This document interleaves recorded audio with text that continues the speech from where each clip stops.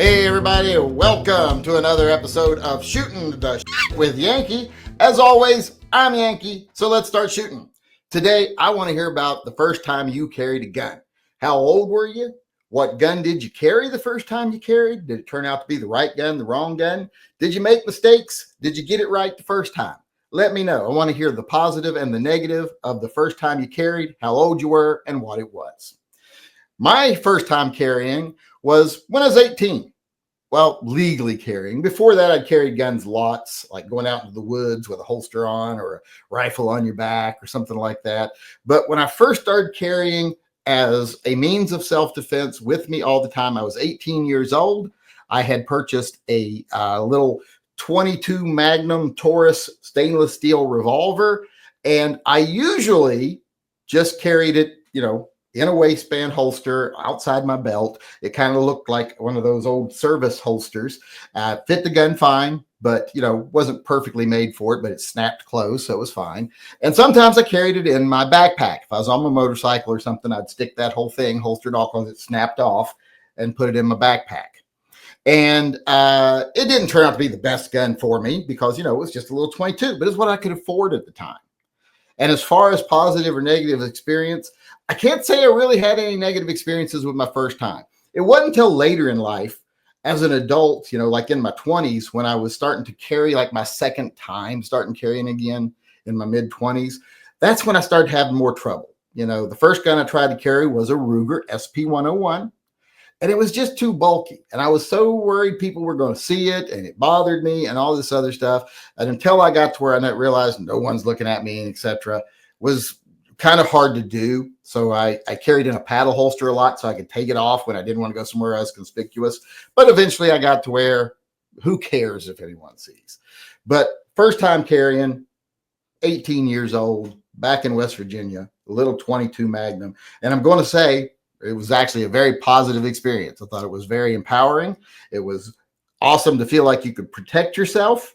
And I lived in some pretty tough areas in my life. We weren't an affluent family. So it was awesome. I thought it was one of the revelation moments of my life, knowing that, hey, just taking this action, overcoming this little bit of inconvenience can make the difference between being a victim and not being a victim. So that was my story. Let's go see what the stories are of other people over here. Gummy Wuzzle got us started here, and he started off with a Shield 9, very self-aware, worried about printing. But he didn't tell us how old he was. I don't know how old he was. I'd say probably in his mid-40s. Then, not now. He's not in his mid-40s now. I mean, he's old as fuck. He's not as old as like Mike D or Dale Rickety, but he's old. Taylor Reagan, probably 25. I think that's going to be kind of a common age range.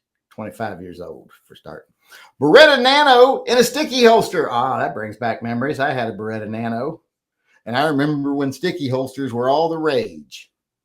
So yeah, I can actually kind of relate to that. I actually bought a little Nano thinking I was going to carry it. I don't know if I ever ended up carrying it, but it was a great gun for carry. Modular, like way ahead of its time. Hardly any controls on the exterior of the gun. Very easy to carry. Sean Bain chimed in and says, 1995 at 23, early morning baker and armed security at 23-hour laundromat. At 23-hour laundromat, you mean they were closed an hour a day? And check cashing place. Ooh, check cashing place. Yeah, those places like to get robbed. Also had a car lot, 21911 in 45 ACP shoulder rig. Well, that's a nice gun to start with. Mean business and not starting with no little plinkers. That's for sure. Practical Bacon weighed in and said, first time was 25 years old. SIG P250, the SIG P250, the precursor of the P320. Inside waistband, subcompact in an N82 holster. I remember those. I carried those for a long time. Those were very comfortable. I just don't like carrying inside waistband, having to get a bigger belt, bigger pants. But I remember the N82 holsters. I still have some in here. I don't know if they're still a thing or not. I don't know if they still sell them or not. Just carried to the grocery store, went well, was very nervous about printing. Yeah, everybody is at first, or at least most people are at first. Can't say everybody. John Heasley says, 18 years old, G27, inside my waistband like a dumbass. That doesn't surprise me. Inside waistband like a dumb. I mean, just stuck it in your waistband, didn't even have a holster, or did you carry with an inside waistband holster? Because that's two different levels of dumbass. Ghost Shadow weighed in and said, first carry was a Star PD 45 ACP while in high school to put down roadkill and moose. Well, yeah, we didn't have moose where I lived, so that wasn't a big issue. But I have had to put animals down alongside the road. A cat one time. Oh my God, that was the worst, was having to put down a cat one time. We got hit by a car. Oh my God, he wasn't going to make it and he was suffering. Oh, you just brought back a flood of bad memories. Of course, I don't think shooting a moose would be any easier. I'd feel bad about that too. I'd feel bad about killing deer when I have to. Trading Con David. Was he a convict? Doesn't say ex-con. He might still be in jail. First time carrying was around 8 years ago. After becoming resident citizen, I carried a revolver, Taurus 605 in 357 Magnum. Good choice. I had a Taurus 605. In fact, I think that's the one that saved my bacon in Birmingham, Alabama. Wasn't that a 605? I think so. So good choice. I guess he's a new citizen. That's a question. Remind me to come back for that later. That's outside the topic. I didn't do my little spiel today about waiting until after. So I'll come back to his second question. Nobody let me forget that. We'll do that in the after chat when it's open chat. Mr. Furley said Glock 19 Gen 3 at the grocery store went well. A lot of people carry to the grocery store at first. A lot of people carry to Walmart at first too. They do that Walmart walk, where you go through Walmart with your gun. So that seems like that's a common thing. People decide to carry on their errands like grocery store, etc. Well, basically that's what we do. I would do when I leave the house. I'm either going to the hardware store, the grocery store, or the automotive place down the hill. So that's pretty much what I do now. I carry on my errands to the grocery store and stuff like that. Johnny Mandrick says 35 years old, snub nose 38 special. Well, that was back in the days of when you were 35. That was back in the days of Kojak and what's that other detective guy? I forget his name. Not Beretta. He didn't carry a 38.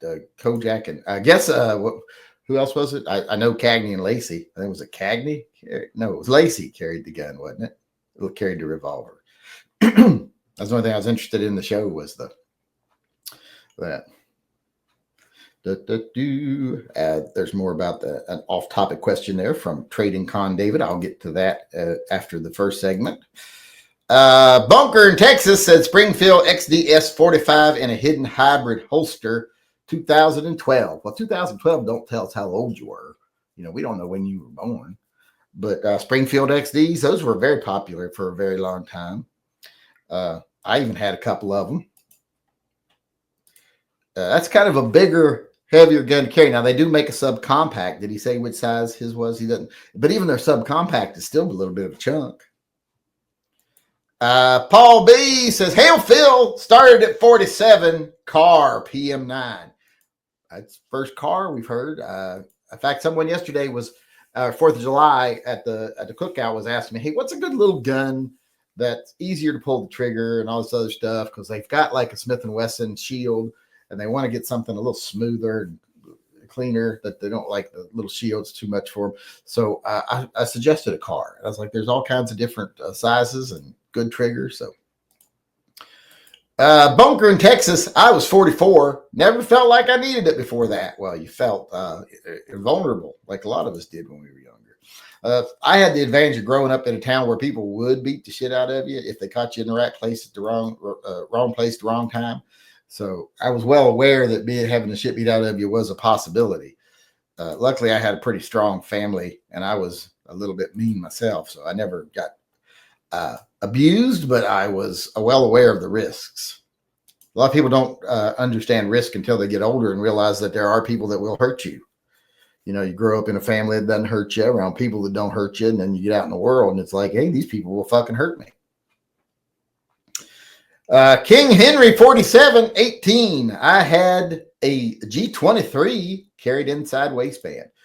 One of the best carry guns. If you like striker fire guns, it scares shit out of me, but a lot of people like them, so that's a good option for a carry gun.